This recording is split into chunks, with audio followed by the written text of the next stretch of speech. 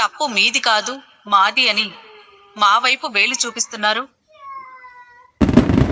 మేం కొన్ని విషయాలు బహిరంగంగా చెప్పకూడదనుకున్నాం, కానీ చెప్పక తప్పట్లేదు. ఒకసారి ఆ వీడియో ప్లే చేయండి. లంచ్ బ్రేక్ తర్వాత మిగతా గేమ్స్ పెడతారంట. వెళ్ళేటప్పుడు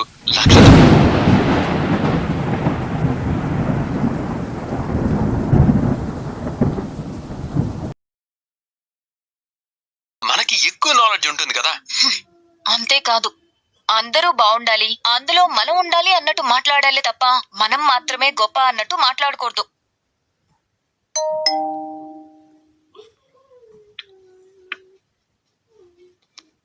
చూసావా, వీడి బుద్ధి మారనే లేదు. వీడు కక్కుర్తి బుద్ధి చూపిస్తూనే ఉంటాడు. ఎంత చదువుకున్నాడు, ఏం ఉపయోగం? ఫోన్లేండి, పాపం నలుగురిలో వాళ్ల పరువు పోయినందుకు వాళ్ళెంత బాధపడుతున్నారు. నేను ఫ్యామిలీ కోర్టులో జడ్జిగా పనిచేస్తున్నాను. అక్కడ చాలా విడాకుల కేసులు చూశాను. భార్యాభర్తలందరికీ గొడవలు జరుగుతూనే ఉంటాయి. అలా గొడవలు పడుతుంటేనే అది ఒక మంచి కుటుంబం అని నేను భావిస్తాను. ఏ గొడవ జరగకపోతే వాళ్ళిద్దరి మధ్య ఏవో రహస్యాలున్నాయి అనిపిస్తుంది.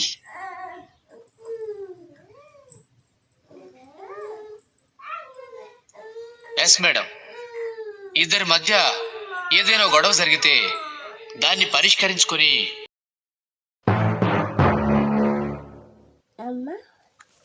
ఖచ్చితంగా భార్యాభర్తలు ఏ గొడవ పడట్లేదంటే వాళ్ళు ఒకరినొకరు మోసం చేసుకుని బతుకుతున్నారని అర్థం. రవి, శృతి, అలాగే ఇక్కడ రవి శృతి గొడవ పడ్డం నేను చూశాను. వీళ్ళిద్దరూ ఇంకా టామ్ అండ్ జెర్రీలా గొడవ పడుతూనే ఉన్నారు. వీళ్ళు పూర్తిగా భార్యాభర్తలుగా మారలేదనిపిస్తుంది. భౌతిక అదే చెప్పారు. ఇప్పుడు మేము కరెక్ట్ గా ఉన్నామని మాకు అనిపిస్తుంది. Thank you so much ma'am. మీరు చెప్పింది కరెక్టే. మీ జడ్జిమెంట్ కి నేను ఏకీభవిస్తున్నాను. ఇంత కష్టపడి ఇక్కడ దాకా వచ్చి ₹1,00,000 మిస్ అయ్యాను. వాళ్ళు మన గురించి పబ్లిక్ లో చూపించారు. Mister Balu and Mrs Meena, మీరిద్దరూ పరిపూర్ణ దంపతుల్లా నాకు అనిపిస్తున్నారు. మీ మాటల్లో నిజాయితీ ఉంది. మీరు చేసే పనుల్లో స్పష్టత ఉంది. శక్తి సామర్థ్యాలను ప్రోత్సహించే వ్యక్తిని ఇష్టపడుతుందనడానికి వీళ్ళిద్దరిని ఉదాహరణగా చెప్పుకోవచ్చు. ఇందులో ఇంకొక గొప్ప విషయం ఏంటంటే,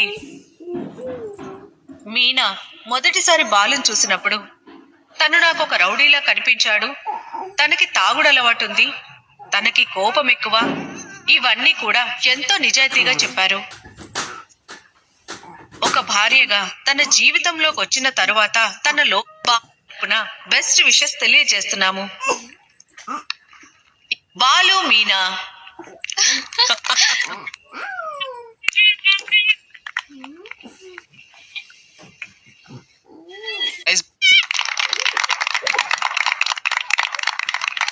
ఎక్కడ నెగ్గాలో కాదు, ఎక్కడ తగ్గాలో తెలిసినోడే మా బాలు అన్నయ్య. మేకప్ తీసేసిన ఓల్డ్ లేడీలా మొహం ఏంటి అలా పెట్టావు? నువ్వే కారణం. గురూజీ ముందా 1,00,000 చూపించండి, లేదంటే చలి జ్వరం వచ్చేలా ఉంది. ఓడిపోయిన వాళ్లకు 1,00,000 మనం సంపాదించిందేం కాదు కదా.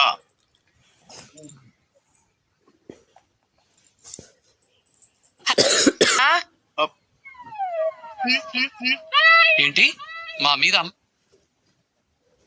అంత కాన్ఫిడెన్స్? అక్క, బావ మొహం జలక రాలేదనుకుంటా.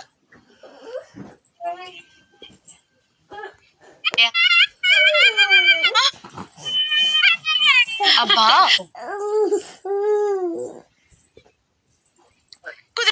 చూపిస్తారా?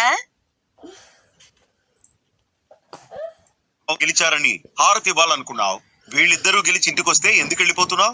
గెలిచిన వాళ్ళకి హారతి ఇవ్వకుండా ఎక్కడికెడతావు వదినా? శృతి ఇస్తుందిలేండి. మీనా వాళ్ళ అమ్మ కూడా ఉన్నారు కదా, ఆవిడిస్తారులే. ముగ్గురు కలిసి ఇవ్వాలి. వాళ్ళు ఇస్తారులేండి. వాడు నీ కడుపునే పుట్టాడు, మర్యాదగా ఇస్తావా లేదా? రమ్మనండి. దిష్టి తీయించుకోండి. అంటే నా దిష్టి తగులుతుందనా? అట్లే వదనా, బాలుగాడు నీ పార్టీ కాదు కదా. పోనీలే, వెళ్ళొస్తాను. మింగేసేవాడువా? అంటే కుప్పిదంతులు వేస్తున్నావేంట? నా పర్వాలేదు, ఇంకెవరో తన్నుకుపోయినా నష్టం లేదు.